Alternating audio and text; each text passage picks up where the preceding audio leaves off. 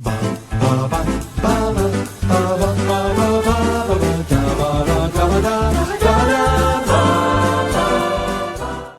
I'm Thomas Carruthers. I'm Will Leggetter. And today we have a very special guest, Will. I don't know this woman, so, well, I've just, that's a lie, I've just been talking to her for 10 minutes. But, Will, why don't you introduce this woman? I would love to. This is Alice, and I think that's all the introduction she deserves. Now, why don't you introduce yourself, Alice, as I think you'd enjoy that. Okay, I shall. Thank you. Hello, everyone. I'm Alice. I live with Will at uni. That's how we know each other. He didn't just pick a random person off the street for this podcast. And Paddington 2, I would argue. Oh no! Push you straight in. Oh, okay. Oh, can I say what we're talking about? You're overstuffing It's a great film, and I love it a lot.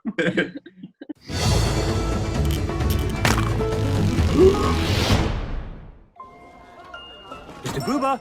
Oh, what's this? Ah, this is London. It's wonderful. Aunt Lucy always dreamed of coming to London. If she saw this, it would be like she were finally here. That's why I'm here. I just really like it. Should I have said that? Who knows? Let's kick it off. It's not. Where does this rank in the best sequels of all time? Among Godfather 2. Yeah. I would put it at the top of my list, potentially because I have not seen The Godfather 2, nor have I seen The Godfather, so that might be why. Is that what it's called? You can't kick somebody from a Zoom call, can you? You can't. How do you do it? Let's jump into opening line Hall of Fame, delivered by the wonderful, the wickedly talented. Please welcome the wickedly talented one and only Imelda Staunton. My number one G. Oh, Imelda. Really? Oh, hold on. Is this where we have the Sweeney Todd discussion? We could do. We could have any discussion on Imelda Staunton. I didn't. Alice, you may be a return guest every week. You may be the third host. I didn't know it. Will never said that you liked Imelda Staunton. Oh my God. Do I like Imelda Staunton? I believe in 2018 she was my most listened to artist of the entire year on Spotify. From what? Gypsy or Sweeney? Sweeney. Just incredible. She is the best Smiths lover, without a shadow of a doubt. Yeah, no, she absolutely. definitely is. Yeah. Just idol. for, and I loved you. I'd be twice so like she was. I loved you. Oh my God! Yes, I love you. I'd be twice the wife she was. I love you. What have I done? Just for that line alone. Let's discuss Yeah. the opening line of Paddington 2. Oh yes. Delivered by Imelda Staunton. And let's just keep talking about Imelda Staunton instead. Just think, Pastuzo. This oh, Jesus Christ. This time next month, we'll be in London. It's all right. That's a remarkable impression. That was very good. And I'm very shocked. Thank you. Well, the roads are stripped with marmalade. Did you read that book, Pastuzo? No. Or whatever. Yeah, that's my biggest change. We'll get to what's the change later. More Imelda. This film series can cure depression. Wrong. It's so funny, charming, touching, and emotional. I want more. Yeah, to go to the doctor. I just don't think I can do it anymore. Right, well, I've got, can I have some more pills? No, but I've got a copy of Paddington 2. I am a big fan of the window washing sequence. Oh, yeah. I think it is not only genius how Paddington picking up a flower pot weighs him enough to suddenly lift a whole bucket of water, but the best bit, without a doubt, is when he is just there's a musical interlude, and we just zoom in, and there's Paddington wiping his bum on the shards, giving it a little clean. It is lovely and just brings me so much joy. I'm going to say the change of the jail. When Paddington does his good in the jail, and then it ends with them reading the bedtime story. It kills me. It's so cute. I can't. Yeah, I like when people change. This is another one of my. This film has a lot of all of my favorite things. I like movies where people like change things or whatever. Like, I don't know how to describe it, but they're in situations and then they change things. I'm not describing this very well at all. Will, your best 10-minute stretch. For me, the best 10 minutes. It starts from where we're turning all the clothes pink, and then he walks in, and they're all looking at him, and he's shaking with his tray. It's very funny. And then he walks Knuckles up, and that whole scene with Knuckles is perfect. His pronunciation of the word baguette is. Oh my god! I immediately thought of you when I watched that yesterday, Will. I was like, this is the most Will thing I've ever heard. That pronunciation's good, but is it as good as marmalade? Marmalade? Marmalade. Marmalade? Marmalade? So it's just that scene Pronounces following it different up. every time. He wakes him up in the middle of like early morning. Imagine. Marmalade time. To shit yourself, silly. You'd lose 3 pounds there. God, bloody hell, terrifying.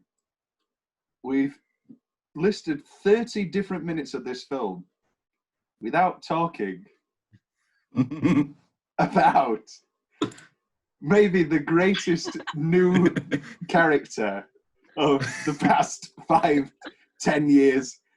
Is up there for me. One of my big questions is this the best villain of the decade? Without a shadow of a doubt. Phoenix Buchanan, portrayed by the incomparable Hugh Grant. I think the thing that shocked me most was he wasn't nominated for any of the top awards. He got a BAFTA. He was nominated for a BAFTA. Was he nominated? Which he should have won. We'll get to Oscar travesty later. Oh, but, oh my God. I mean, Paddington 2 didn't win an Oscar, did it? No, it didn't get nominated. Because it's not an animated film, as we've said. Now that they do this 10 pictures thing, definitely get Paddington in. Lose the bloody post. Oh, the post is so disappointing. As much as I wanted to love it. Oh. Darkest Hour was shit. I'll just say it now. Get rid of post. Yeah, get Paddington 2 in there. Yeah. Yeah. Who are we getting out? Christopher Plummer, all the money in the world. I mean, I get it. They had to nominate him. Nice, good on you for coming in this late after Kevin and so letting this film be released. Yeah. But I think get Brendan and Hugh in there. Brendan as well? Yeah. Why not? It's a very sad year for Paddington. Very upsetting year for Paddington. It won a lot at the BAFTAs because we look after our own. Like that year, King's Speech. But King's Speech all but won foreign film that year.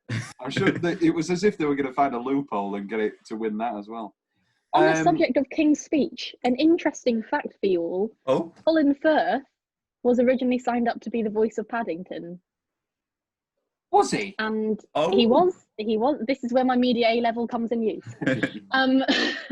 He was meant to be Paddington, but I think I don't know if directors changed or something. Basically, he dropped out. He took a step back.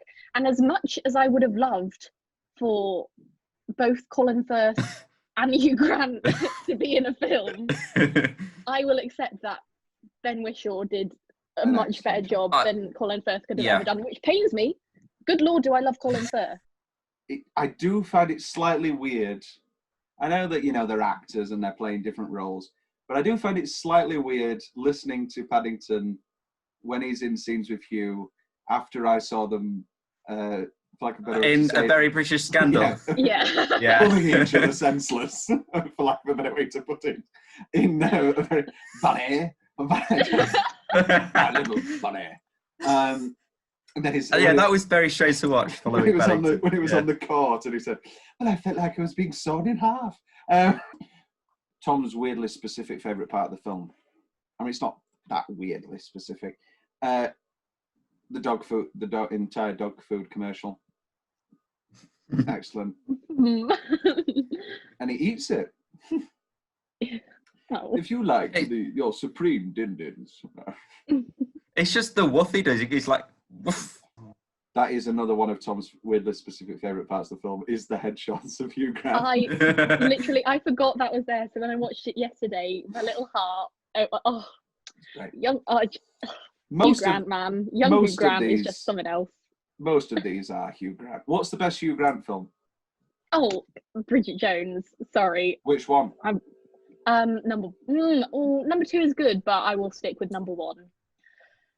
Just because nothing is better than The Fight. Bridget Jones Oh. saying, "So I choose Shaka Khan and vodka," because I've honestly never related to anything more in my life.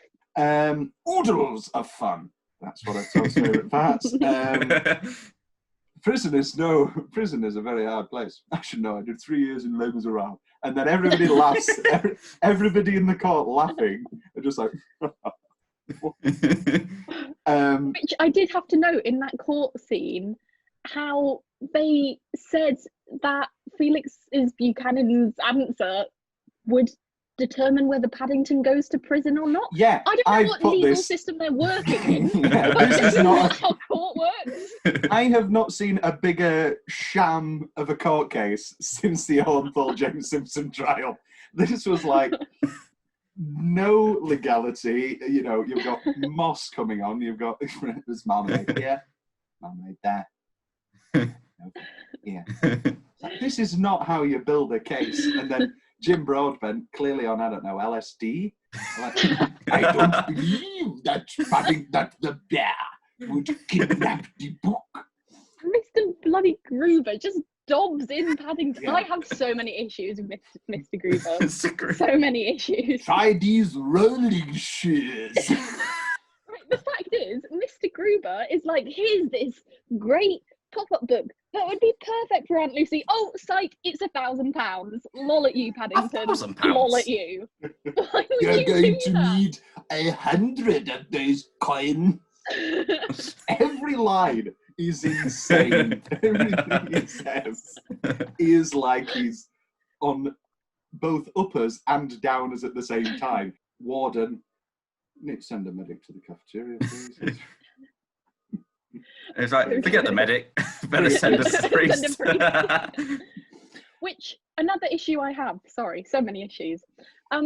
They immediately apprehend Paddington as the criminal in Paddington 2 for stealing the pop-up book. Yet, do they not remember in Paddington 1 where he flew from the back of a double-decker bus via umbrella and caught a thief who had been renowned for pocket-picking everyone? And I'm just like, sorry, he has clearly been on the side of the police. Paddington is on the good side of the law. Why are you suddenly so convinced that you need to convict him? Maybe I it was didn't all remember a that. plot. Maybe he was just buttering the police up. He was trying to get onto their side so he could commit like the that. biggest I like criminal this. offence of the century, I like stealing that pop-up Oh, book. what did they call it? They called, instead of grievous barbally harm. It's not again, the legal system, not a real case. It's not a real. I like Sir Geoffrey Wilcott. I couldn't possibly say. I hope I can rely on your vote. And Tom's last weirdly specific point is fingers. I will now say the rest of my life. Will's more general favourite part of the film. I liked. Well, I've got some specific points this time, Tom. I'm not as general as normal. Well, can I just say, there's a specific scene which will leave to Yes. single minutes. Wait, I believe, I should hope Don't we all have the same for best single minute? Yes. Sorry, go on, as you were. So Jeffrey Wilcott again, but then after that, when he turns the light off and he's like, the speaker has microphone written on it, and it's the button next to it with microphone. I like the judge when he's on the train and he notices Paddington and his wife's like, "You need to calm down." I like the wonderful Tom Conti. Thank you. Who was nominated for playing a Greek man in Shirley Valentine. Put up the picture now of him with his an obscene amount of foundation. Oh, the marmalade when he shoves the marmalade in his mouth and he's like, "What is this?" That's a wonderful moment. And you've got the little choir boy singing in the background. And you do love choir boys, don't you, Will? Okay. And we're. No, you do. You love the songs of choir boys. I do. I very much like choral music, and I'm going to leave that there. What? Why were you so shocked when I said? I'm not. This is making things worse because I'm acting so shady now. As in, I'm in denial. I'm gonna.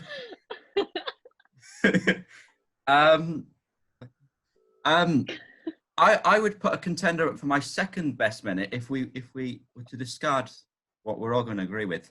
It's Stop That Stunning Sister. That whole nun montage where it's like, it's the most beautiful thing I've seen in a long time.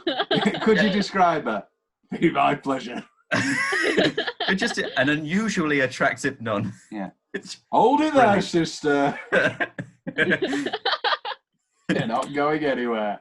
I took 8 pages of notes during this film. This is great news. I thoroughly enjoyed Judy's character development in that her first response to being dumped was to become a nun, #relatable, and then she starts up an anti-boys newspaper, but by the end of the film she's letting everyone join in. We love a feminist Judy. I thought you were saying Julie, and I was like, I've not seen the film, the first film. Did she like actors in the first film? I would also argue for any moment that Paddington is held by an adult, whether he's on Mr. Brown's shoulders or whether it's when Mrs. Brown is carrying him out of the water. My little heart, it bursts. His big brown eyes being carried like a little baby. I cannot comprehend how much I want to hug Paddington, and the fact I physically can't hurts me deep inside. But there we go. We haven't talked about Peter Capaldi yet as Mr. Curry. Oh, well, here we go. We'll get to that bit in What's My Change later on. Oh. Will's favourite building / set. I mean, we've got honourable mentions. Oh, very exciting. The fairground is spectacular. Lovely, yeah. Paddington's house itself, the Brown's house, is. I wish that London was actually like that. Not the cesspit as the.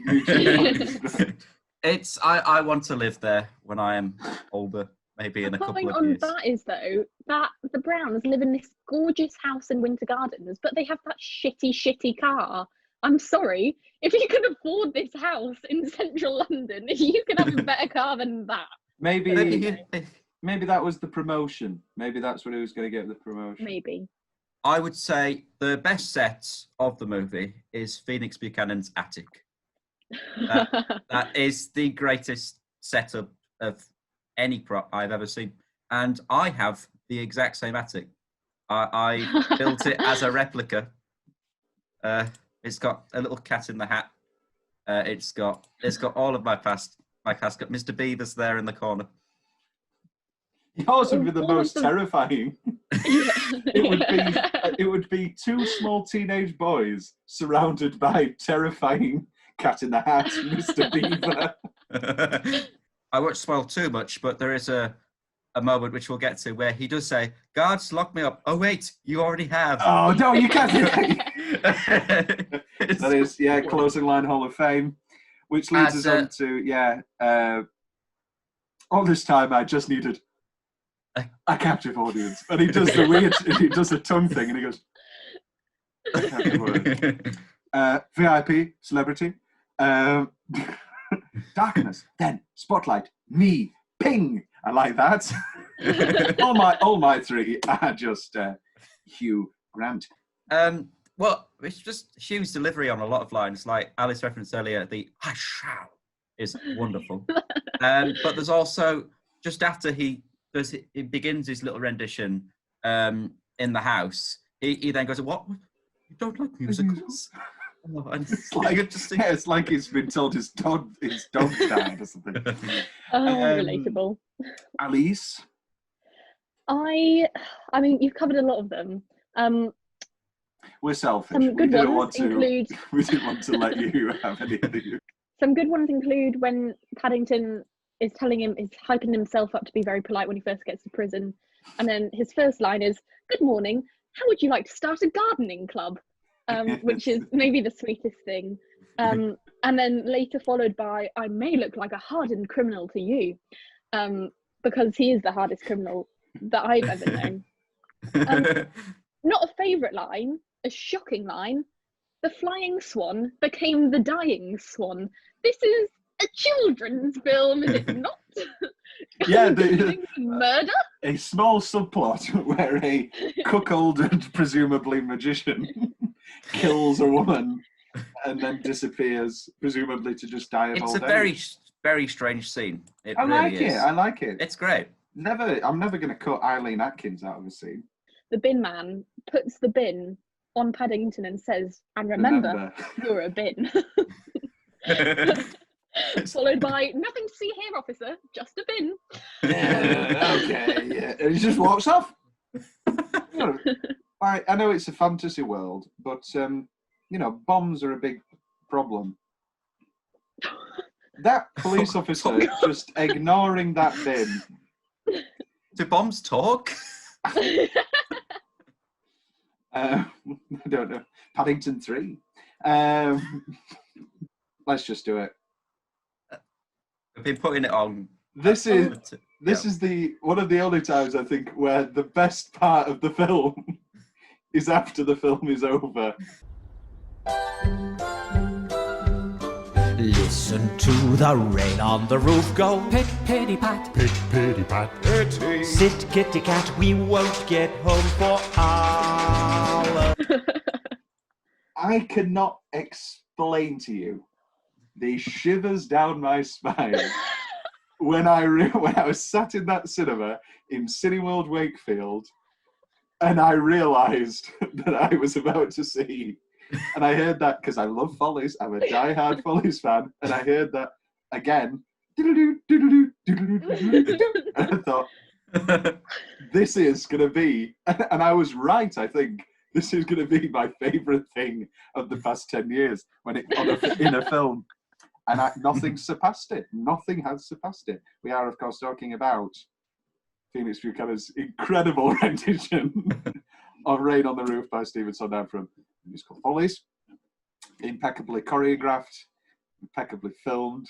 That flip though, every time. What's your favorite? There you go. Let's break it down. What's your favorite piece of choreography? Oh, because I've got two. I'm gonna go for relax and listen. Yeah. Relax and listen to the rain on the roof go. Blunk, blank, a blink, blunk, blank, a blink. Let's have a drink and shelter from the showers. Yeah. Or play through the night, we'll stay. Rain, rain, don't go away. Fill up the sky. Rain through the night, we'll stay cozy and dry. Will, do you have any? I'm very, very fond of the umbrella pirouettes. They look so happy. I also like the kick line, the chorus line. You can't beat a chorus line. You can't. Again, another one of my favourite things in this film. You cannot beat a chorus line. Listen to the rain on the roof go. Pit, pitty, pat. Plunk, a blink, blank. Pity that it's not a hurricane. Oh, I just think the gets pure hooked up. glory of it being a tap number is just Incredible. it just makes me so happy. It's not only that it's Hugh Grant and the fact that we get a musical number in Paddington 2, the fact it's a Sondheim musical number and it's a tap number in a prison. It ticks boxes I didn't even know I needed to be ticked. Listen quick to the lovely rain.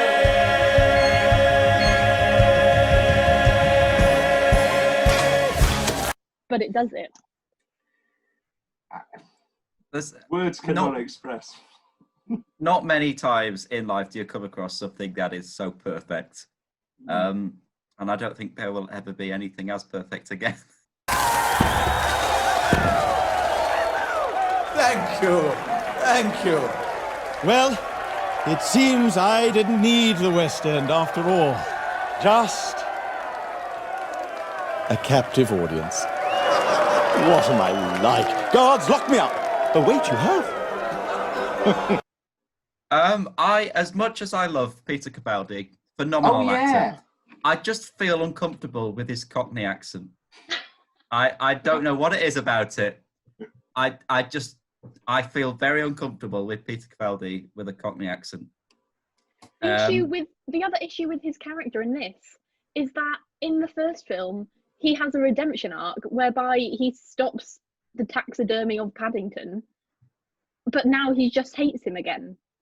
And I don't understand how we can go from attempted murder, from stopping attempted murder to I kind of wish he was dead anyway.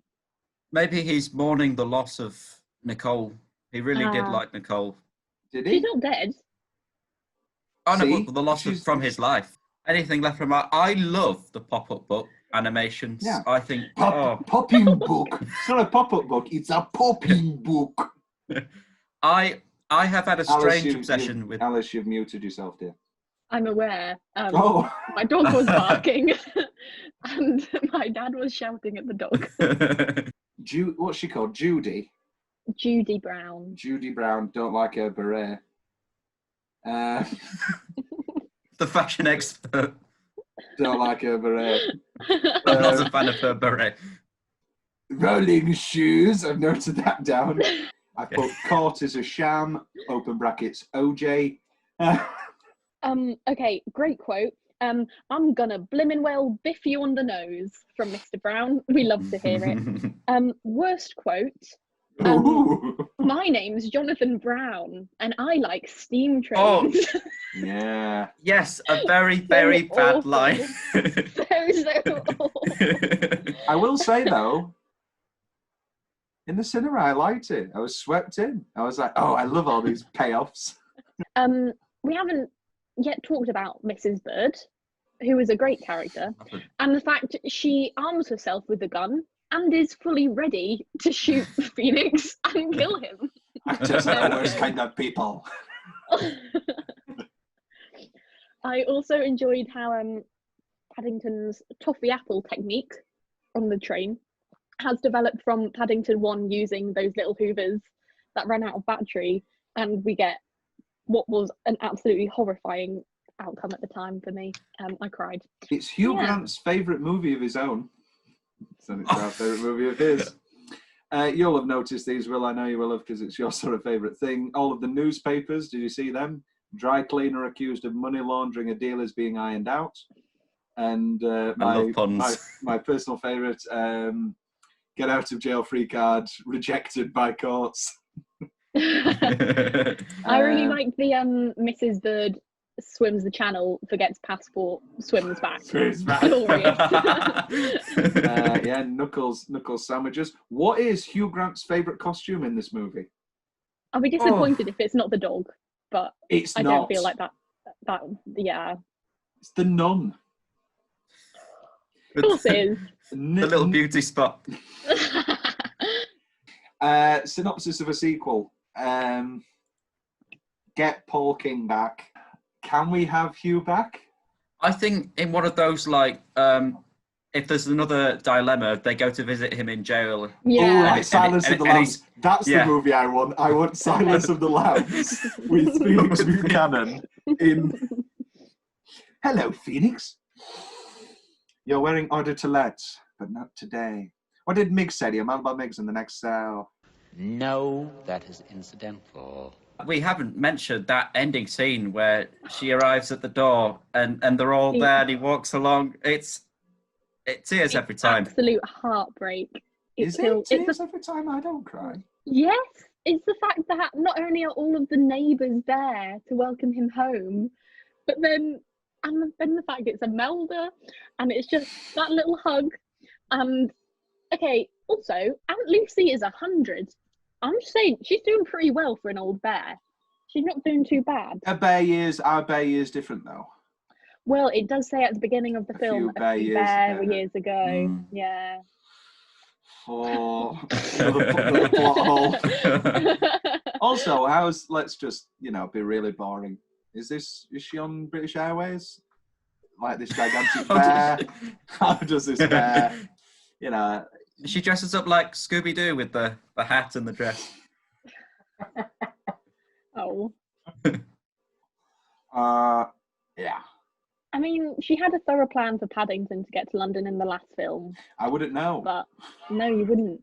So maybe you should watch that. No, I can't watch You it. liar. I can't watch it. I'm scheduled in to watch Indecent Proposal instead for the next episode. So instead of watching a small bear be interested in a family, I'm going to watch Demi Moore sell herself sexually to Robert Redford. It brings me so much joy. That little animated bear. I just want to hug him. His glorious brown eyes. He is. I mean, this is the thing. I love Disney so much, but this is better than any Disney film, in my opinion. Which, coming from this guy. The Beast?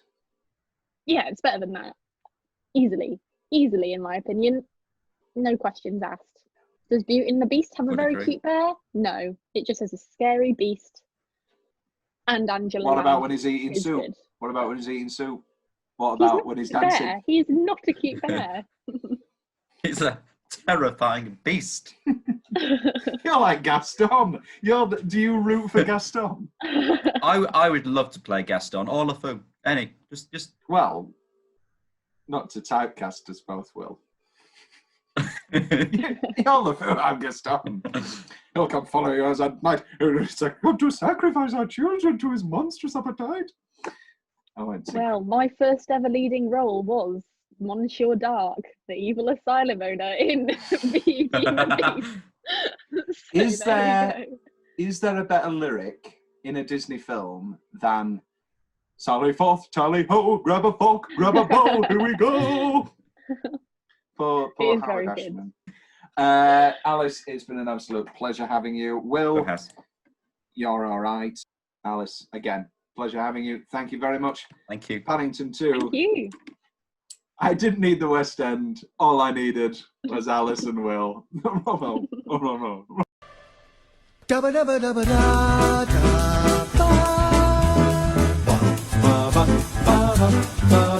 ba.